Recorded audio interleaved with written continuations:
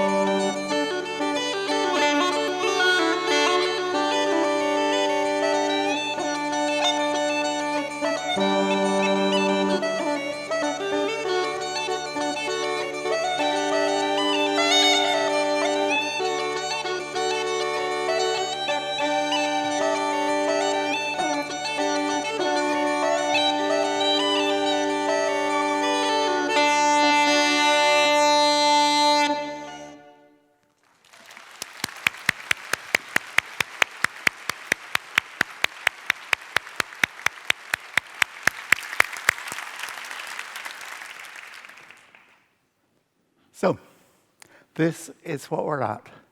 Our food, our health, our earth, a sustainable future for our species. We face an existential threat. Our responses to it so far have been wildly inadequate, but there is hope. Why? Why that? Why that topic? 3 reasons, well, 4. One is this country is one of the relatively few countries on Earth that produces colossally more food than its population requires. We produce enough food to feed about 8 populations the size of our own, which is a nice place to be on one level. The second is this. Our food supply is one of the dominant sources of ill health. It's a major, major health problem, and it should not be. But it is. A lot of the things we do to food, a lot of the ways we sell food, a lot of the ways we market food are really damaging to human health. And that damage is spreading very rapidly across the world as the so-called Western diet is adopted more widely in other cultures. Also, our food supply is threatened by climate change. I will show you some evidence of that in a moment. And finally, our food supply, particularly the way we currently produce it, contributes substantially to both climate change and biodiversity loss. And we can't keep on doing this. This is Cork last week. It may not be extremely obvious, but the thing with all the sunken cars is the main street in a rather small town in South Cork called Middleton. One of my friends has GP practice, which you can just see in that image. They lost 100,000 euros worth of equipment in one night from one small GP practice. This is much less obvious and had to be explained to me very carefully by one of my friends who's a tillage farmer. See the bright green stuff? You know what the bright green stuff is? This is a crop of spring barley. So it should have been harvested by now. Someone should have taken in a combine, cropped it, taken it away. Instead, it is lying flat in the field, and the green, the bright green in the middle of the picture, is the grains of barley sprouting on the stalk. That crop has no value. The guy who owns that field is looking at a loss of maybe 1,500 euros per hectare, allowing for input costs and no output. Tenerife. This is maybe a more typical photograph of climate change, but this particularly struck me because I was staying not far from there, not during the fires that struck, but have driven down the road, which was remarkably beautiful, that burnt subsequently. So, what do we do? One of the things that people have tried to do in public health, and it always fails, is to frighten people into compliance. There is abundant evidence pressed down and flowing over that fear does not motivate action. And this goes right back to work. Those of you who are old enough may remember the utterly moronic British policies around HIV in the 80s, which showed gigantic flying tombstones descending from heaven and smashing people who failed to behave themselves. It didn't work. We know it doesn't work. We've known for 40 years it doesn't work. What does work is 2 things.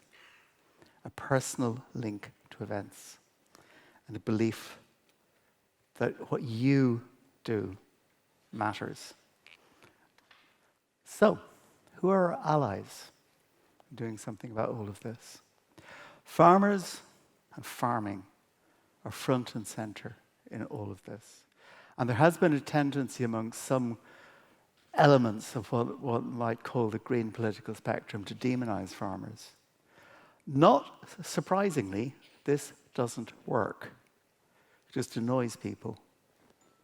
Farmers need support and not abuse. A really important message that people in public health sometimes struggle with is that you take allies where you find them. And we need to be much, much more open to doing that. And work together with the public. The political classes do not give a toss what the public health classes think. They barely know we exist. But they do care, in the democracies at least, what their voters think. So if you want to influence politicians, you influence voters. And we're not talking here about rhetoric. We're not talking about idle, high-flown talk. All of the photographs here are real photographs from my country right now. The first is a large solar farm. My brother's a lawyer. His major business right now is permitting for solar farms for farmers. He's an agricultural lawyer, which is an interestingly specialized niche. So if you want to build a solar farm on your farm, James Staines is the man for you. Advertisement over. The second one is a whole bunch of farmers being brought, I think they were brought together by the local IFA. I'm open to correction on that. But what they're looking at is proposals for shifting farms towards lower input production, because lower inputs are what drive costs.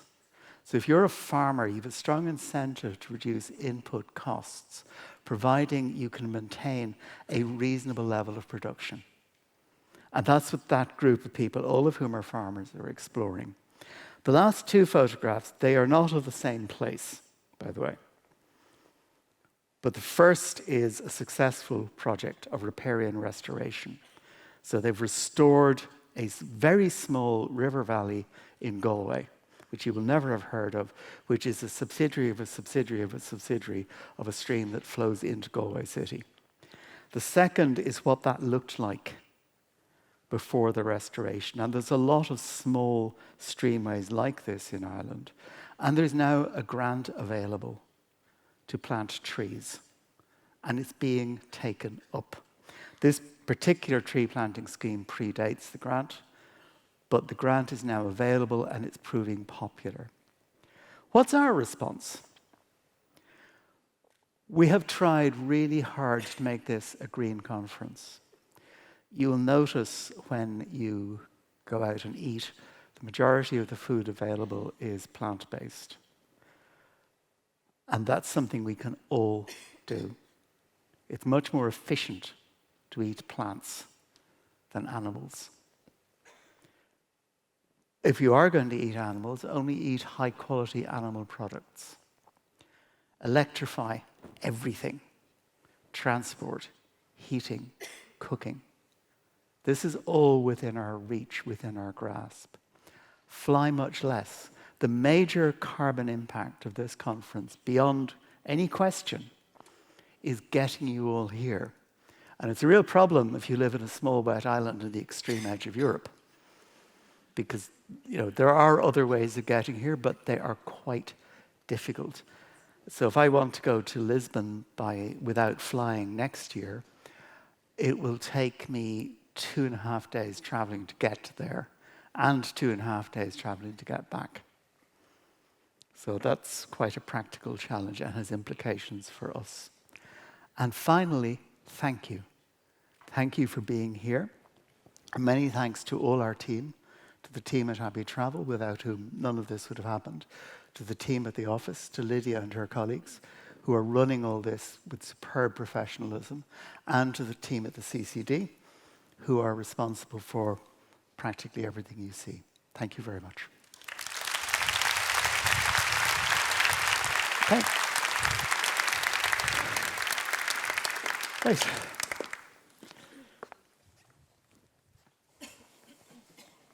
Oh. Thank you very much, Anthony, for that. It's now my pleasure to introduce Dr. Isabel de la Mata. Isabel is the Principal Advisor for Health and Crisis Management in the European Commission. Her previous roles have included working as Councillor for Health and Consumers for Spain at the EU, and a number of key roles in the Spanish Ministry of Health. She's a doctor and a specialist in preventive medicine and public health, and I'd like to invite her to the stage. Thank you.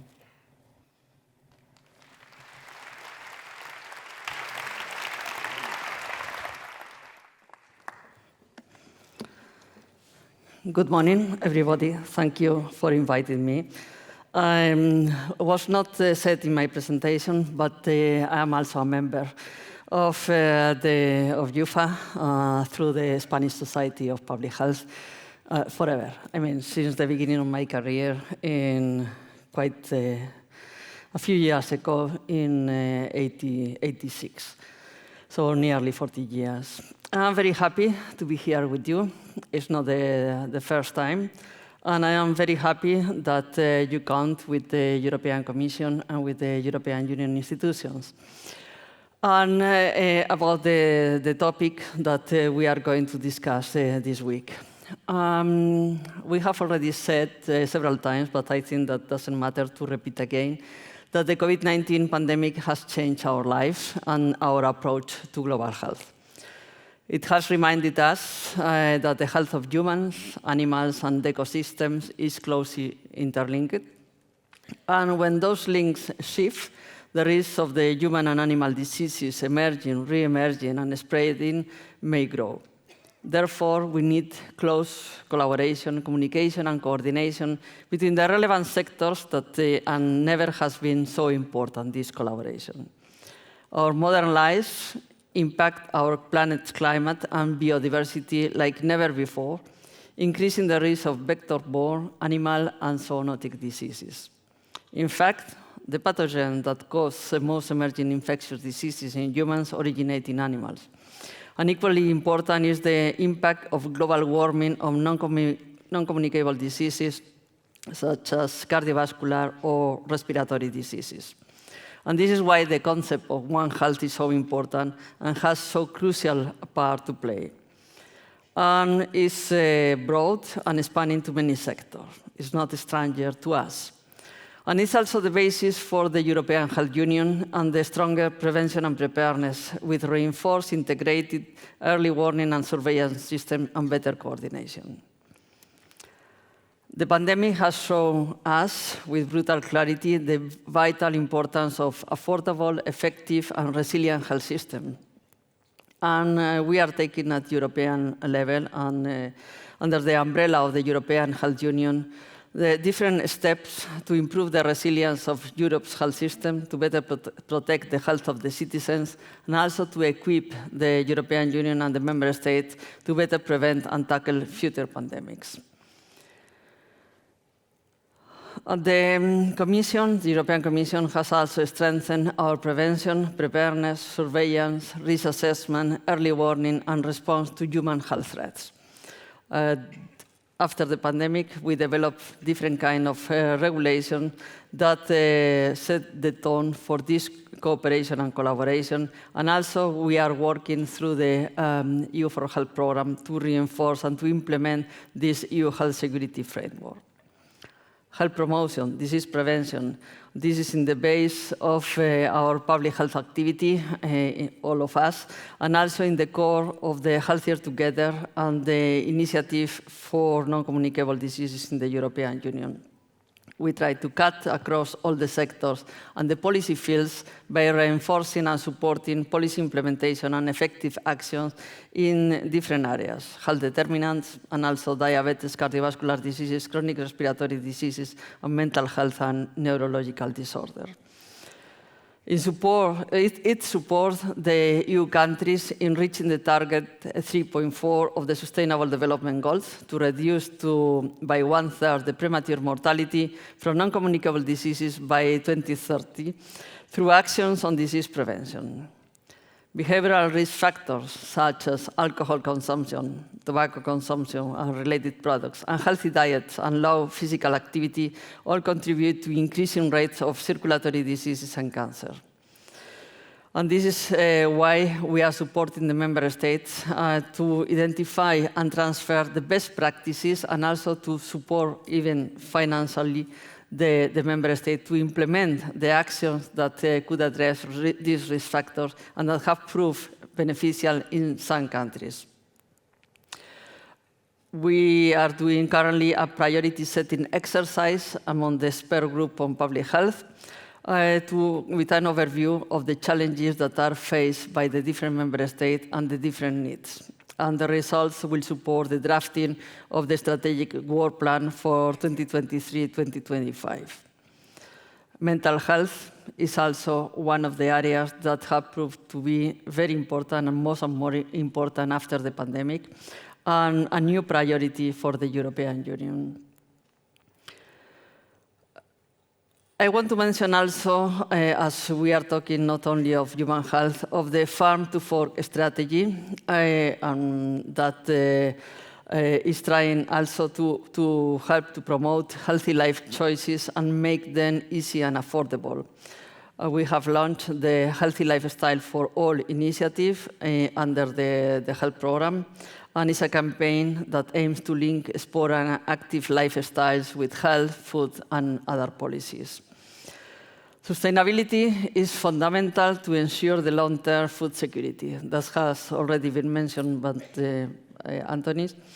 And we need to act on sustainability of the food system.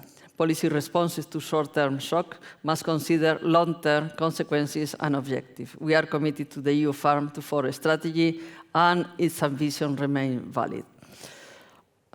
We are assisting in the last year to the different shocks in the farm and in the food area, because we are passing from the two extremes, from the floods to the dryness, and our food is suffering. Our system is suffering, our farmers are suffering.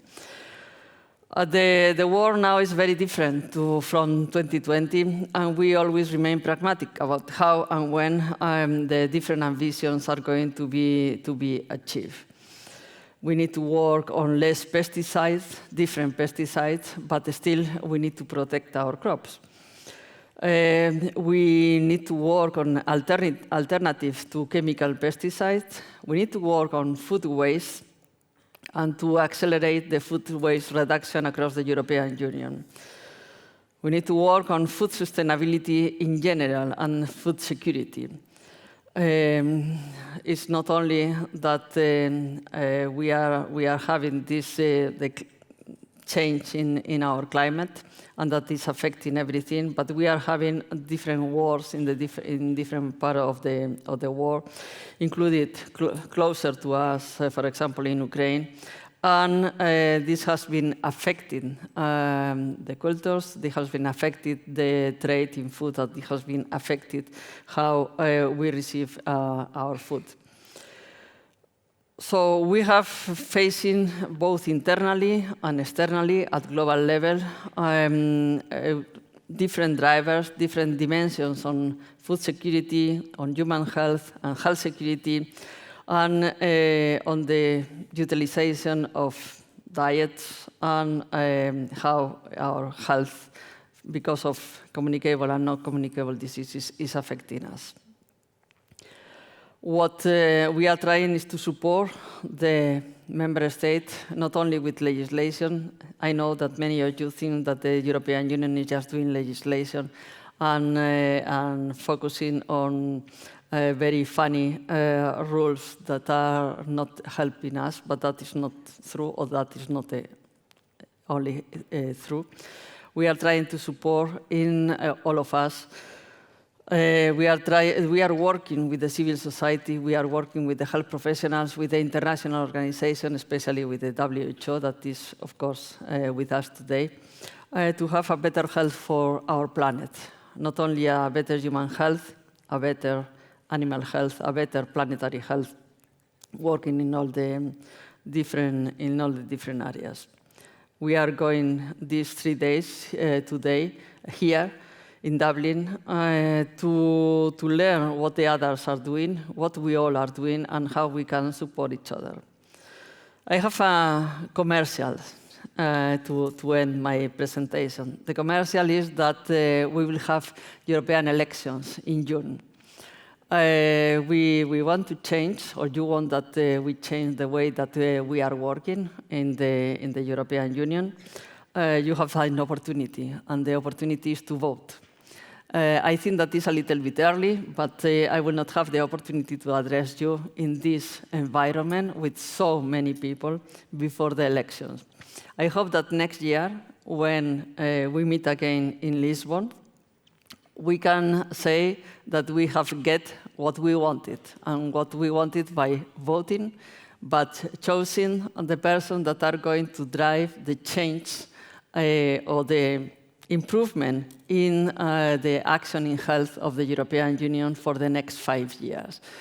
And this is a real plea. The voting rates in many countries for the European elections are less than 20%. You cannot complain if you don't vote. We cannot complain if we don't vote. We need to choose the ones that are going to drive us for a better place, for a better health, for a better society. And for that, we count on you. And we need to count on all of us. So thank you very much, and see you around during these 3 days. Enjoy the conference. Thank you very much.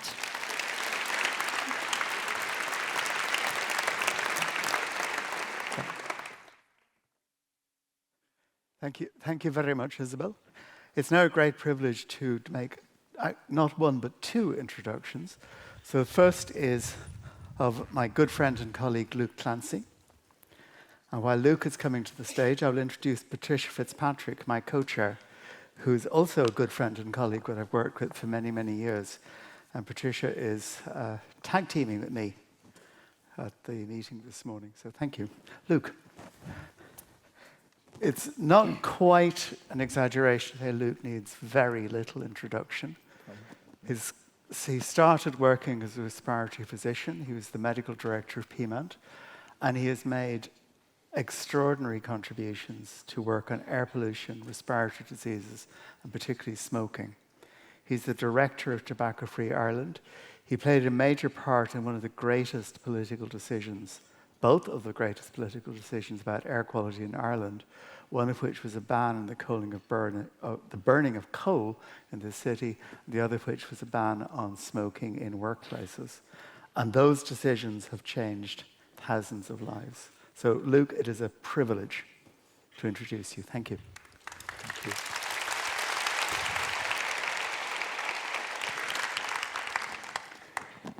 Thank you very much, Anthony, and welcome to Dublin.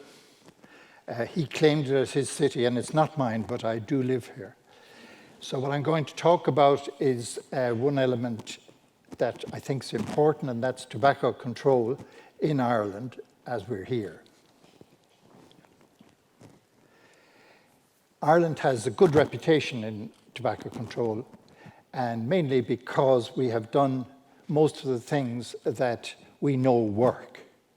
However, predominantly or preeminently, the smoking ban in pubs, clubs, and casinos, where Ireland was the first in the world to introduce a national ban on second-hand smoke in these areas, is perhaps our main claim to fame, as it were. But we've also introduced a ban on smoking in cars when there are children present, and in playgrounds, and in hospitals and their environs. And I have listed here a 3rd level. I'd have to say that that's a work in progress, a very disappointing reality. As well as that, we have a number of very important other demand-side achievements, which are listed below the line, as it were. And that's things like introducing the point-of-sale ban, media campaigns, because information is important, and as Tony has said, we need support. You need support of everybody, but particularly the civilian population. A lot of this is incorporated in the tobacco product directives from the EU, which we have implemented gradually. Also, we have a national smoking cessation system, which is free and available throughout the country and keeps being improved and modernized. But perhaps the most important is the price of tobacco, such that in the present budget, which will come in the new year, it's €16.75 for a pack of 20, which is among the dearest in the EU. And that's really an important intervention. And if you just look at the cost of cigarettes in any of our countries, and it's not high, then they're not serious about tobacco control. Despite all that, you can see that there's still a lot of smoking going on. This runs from the turn of the century until now, and it's still at about 16, 17%. So we're not finished with it, and yet I think a lot of people think because we have the smoking ban and all these other things that it's all over. Well, it isn't. However, I'm going to spend a little more time on the Smoke-Free Ireland. This was introduced on Monday, the 29th of March, 2004. We had come from this where, I don't know if that you can read the sign, but it said, smoking is allowed in all public areas. Well, that came to an end on that day. It was a Monday, but so they decided to call it Ash Monday because we'd been advocating for it. But of more interest is the following day, Tuesday, the Evening Herald announced that it was working. This was a great relief to us because we had held a breakfast on the morning of introduction, the Monday morning, where the press from the whole world came to visit us. And we decided on a breakfast because it would give it a push, but also the more cynical of us said, because we don't know what it'll be like by the evening. A lot of the credit for this ban, rightfully, was given to the Minister for Health at the time, and he said the year before the ban, I believe that in every decade we are presented with one major choice, a choice where if we call it right, we change the future for the better. He really believed that, and I think it came to pass. In fact, we've been well catered for by our Ministers for Health in general. They have been active in this field for 30 years, starting back with Charles Haughey. But probably the most prominent was Micheál Martin, who brought in that ban. But also, you can see in our STAR system, we gave 5 also to James Riley, who was another very dedicated champion of tobacco control, who had less success, possibly because of less support. So I'll come to what's necessary. We have 3 ministers since then. They have low stars, but they're at least persisting in promoting tobacco control. We were lucky at the time that we also had our EC commissioner was in health, and he oversaw the introduction of the Product Directive of 2001, the Advertising Directive of 2003, and the Framework Convention, signed the Framework Convention in 2004. At home, as well as the minister, we had a very strong health alliance, which is relatively easy. But as well as that, we had 2 important components, which were the unions, the Impact Union, the Congress, and SIPTU. These 3 unions, without them, in my opinion, the smoke-free would not have been a success. They promoted it and they demanded it for their workers. We were under great pressure to prove that this was of any use. It was quite obvious when you went into a pub, or in fact, if you went on holiday, it was even more obvious when you went to the pubs in Europe. But it was clear that the pubs were free of secondhand smoke, but they wanted proof that that mattered in the health region. And we had quick results to show that the exposure was reduced and breathing was improved. But it took some years, and this publication was from 2013, when we showed that not only did it improve, but we reduced cardiovascular, cerebrovascular, and respiratory mortality in our nationals. So I think we can conclude that it was a success. And the other point I'd make here is the one I had, which that health was improved. But also we were able to show that health inequalities were reduced. It seems obvious that, if you make fewer people smoke, that inequalities would be reduced. Not so. It's extremely difficult to show that inequalities are reduced by tobacco control interventions, possibly because of the tax situation, which is regressive. So I would summarize our success factors as being a sustained leadership and commitment, partnership, the Health Alliance, which I had the honour to chair, the Office for Tobacco Control, the Department of Health. We formed a very tight alliance, and I think it hasn't happened since. We also had trade union support, and there was political support, not only the champion in Micheál Martin, but cross-party, such that when it came before the Oireachtas or the Parliament, there were no votes against it. However, there are new challenges. One of these, in my opinion, is e-cigarettes. I think one of the big problems with e-cigarettes, and why they initially at least took off, was because of the way they were dealt with. And even back in 2016, I was of the opinion that this was a problem and that it was more likely to be a public health threat than an effective cessation aid. And for the reasons listed, including what effect it would have on children and children's smoking, and also the danger of relapse. And indeed, I saw it as a possibility to get the tobacco industry back in the game. They had been really, in Ireland, not such a threat from the time of smoke-free when they didn't win. But this I saw as a danger. This danger, I think, is perhaps a bit more evident now. On the left here, we look at the smoking in teenagers. The Tobacco-Free Research Institute is the principal investigator for the SPAD survey, and you can see that going back to 1995, Ireland was at the top of the bad league, and particularly girls.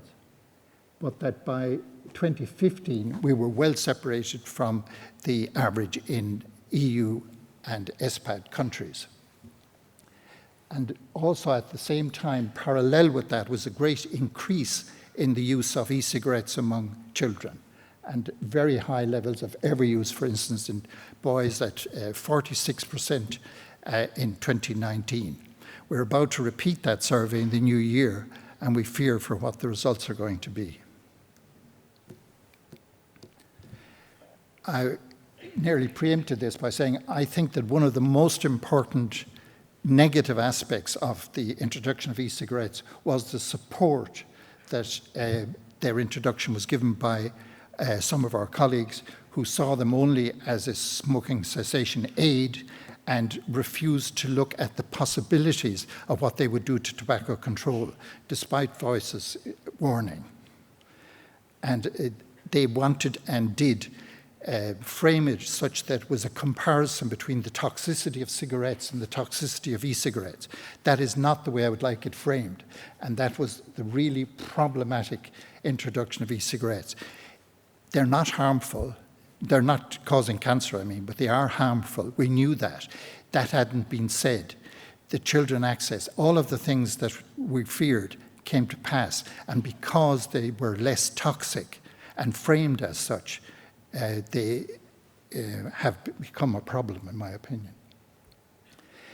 However, I do think there's some hope, and we heard a little bit about the pandemic. Everything has changed, and since the pandemic, and even before it, but particularly since, tobacco control is more seen as a human rights issue and freedom to breathe clean air, as well as the environmental damage being done by cigarettes and butts in particular, and e-cigarettes more particularly, which are, of course, plastic containers and batteries, etc.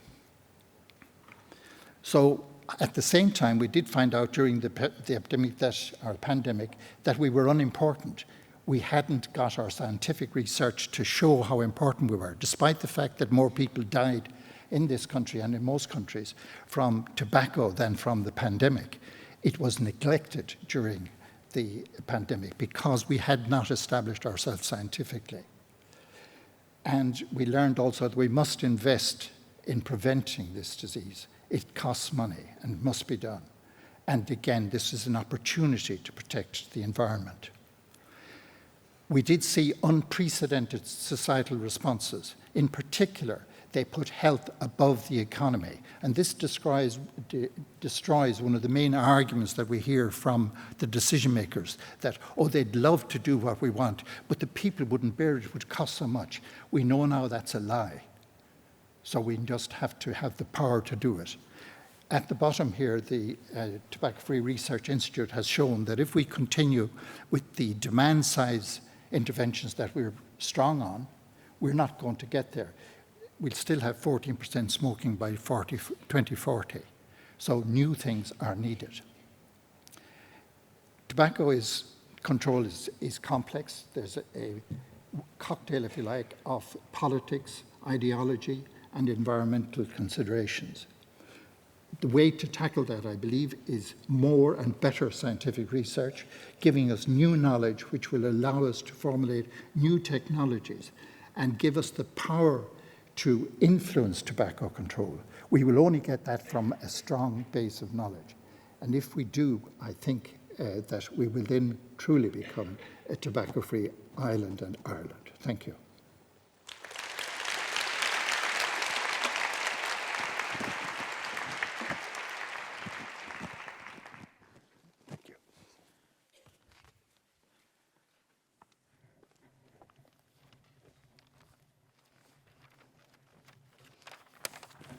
Thank you very much, Luke, for a very interesting talk. And you know, we thought we'd done it all when we brought in the smoking ban, but there's always something new that's coming our way. But we have done a lot in Ireland, but as I say, there is more to do now. So it's now my pleasure to introduce our next speaker, who is Dr. Natasha Azzopardi, Muscat, and she is the Director of the Division of Country Health Policies and Systems in the WHO Regional Office for Europe. She previously worked in several senior roles in Malta, including the Chief Medical Officer of that country. And she was President of the European Public Health Association from 2016 to 2020. So I might invite her to the stage. Thank you very much.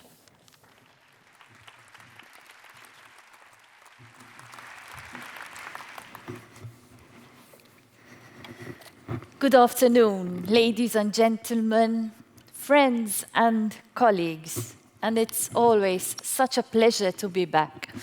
But today, with the added honor and responsibility of speaking on behalf of all my colleagues at WHO Euro and representing the Regional Director Hans Kluge, which is of course a new role for me. So in the 20 years or so that I've been coming to the European Public Health Conference, I'm still learning and doing new stuff too. And isn't that great? But truly, it's really good to be here, because every year when I am here, I am reminded that I am not alone in working for what I believe in, which is health for all, leaving no one behind. And the possibility to be here with all of you and to share our common knowledge, experience, and really to look ahead together is a very powerful feeling.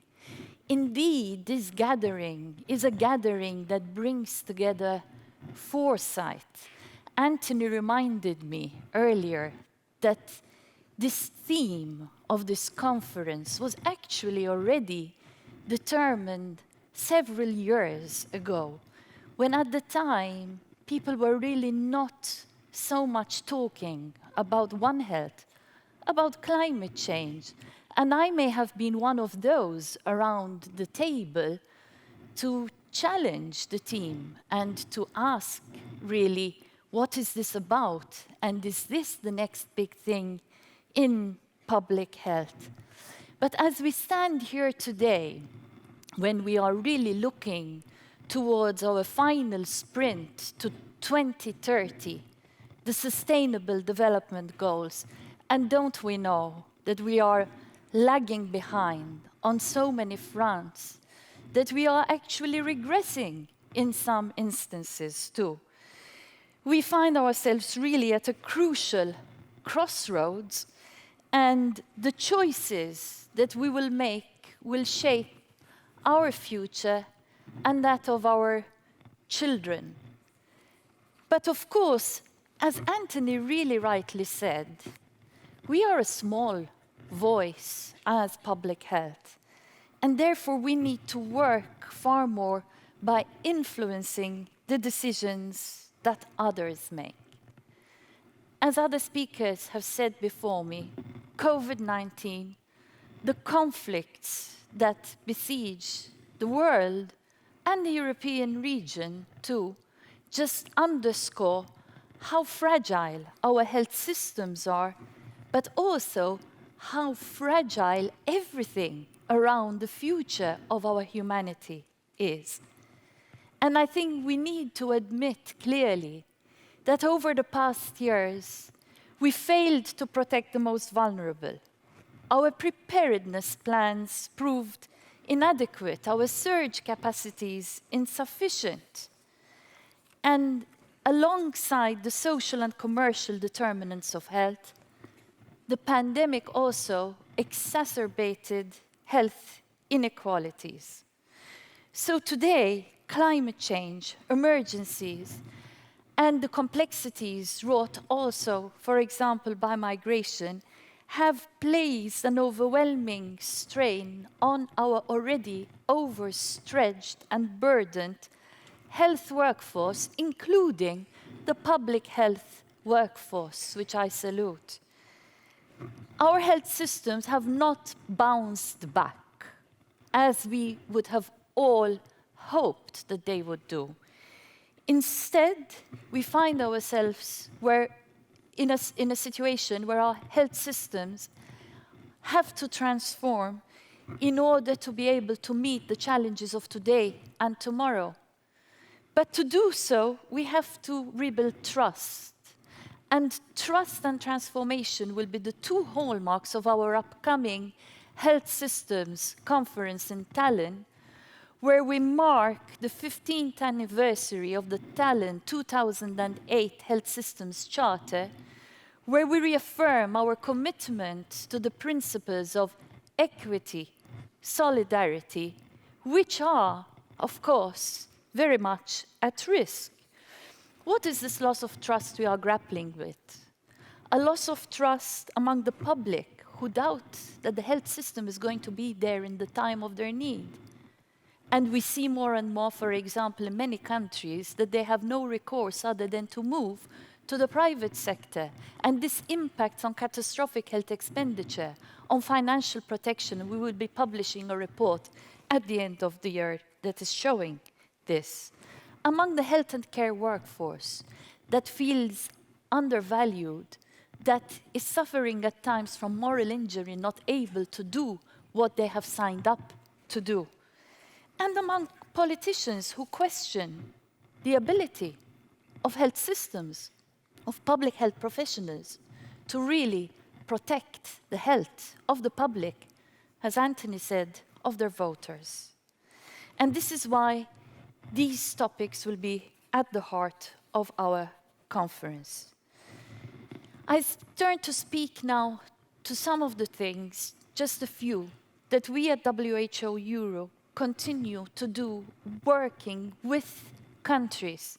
Countries no longer need a WHO to tell them what to do, except in times of huge crisis and uncertainty when nobody knows the answers. And it was precisely this that during the COVID pandemic brought all countries very much back to the WHO.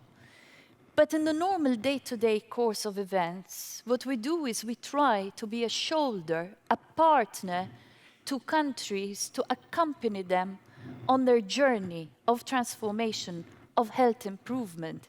Because deep down, we know that people in the health sector care, and we are there for them as they have to work to persuade the other sectors to come on board too.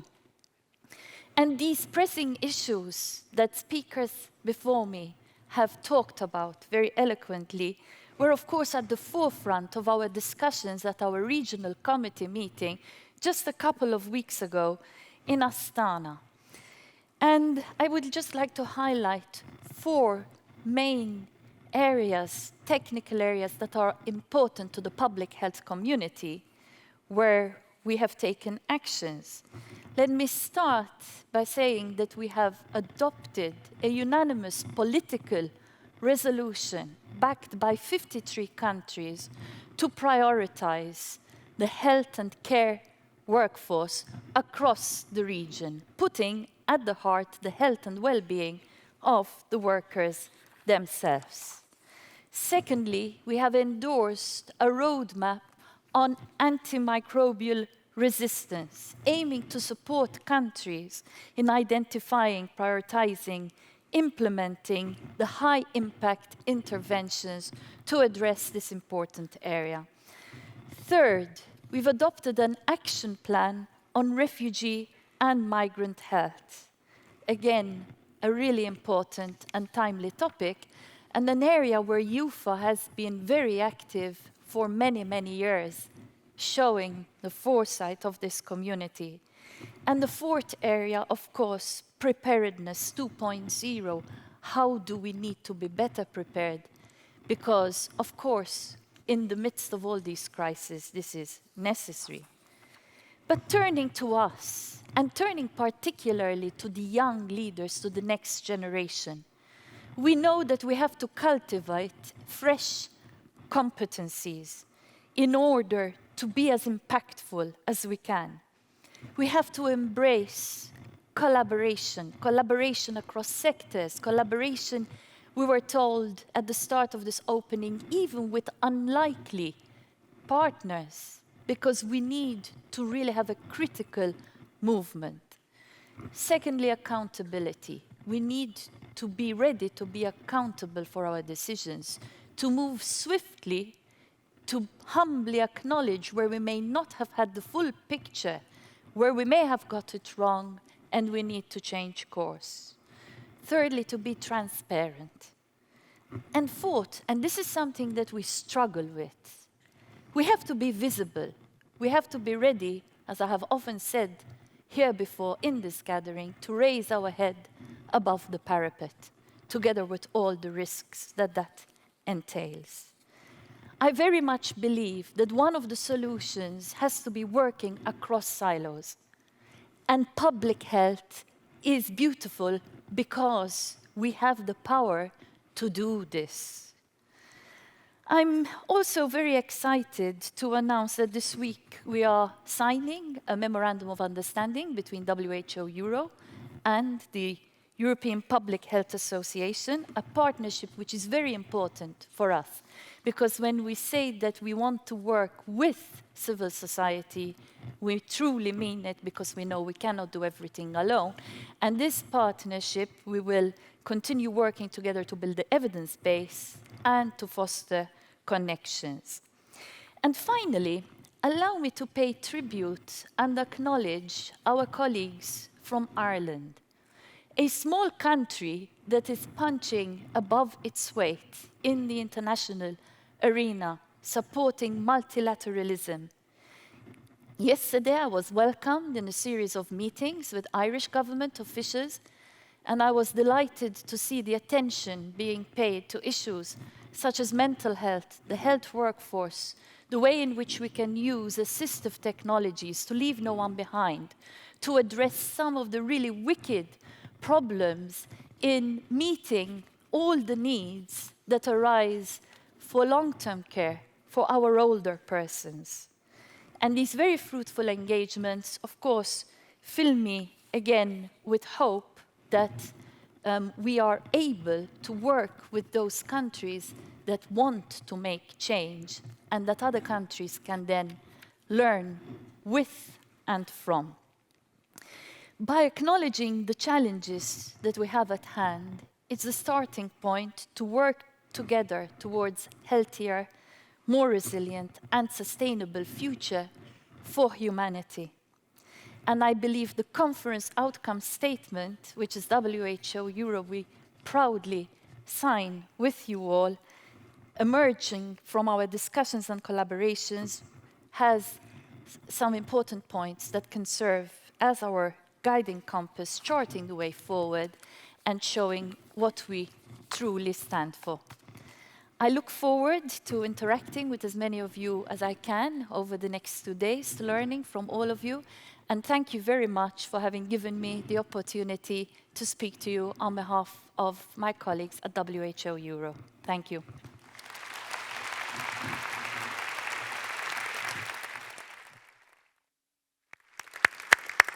Thank you very much, Natasha. And now for a decided change of pace.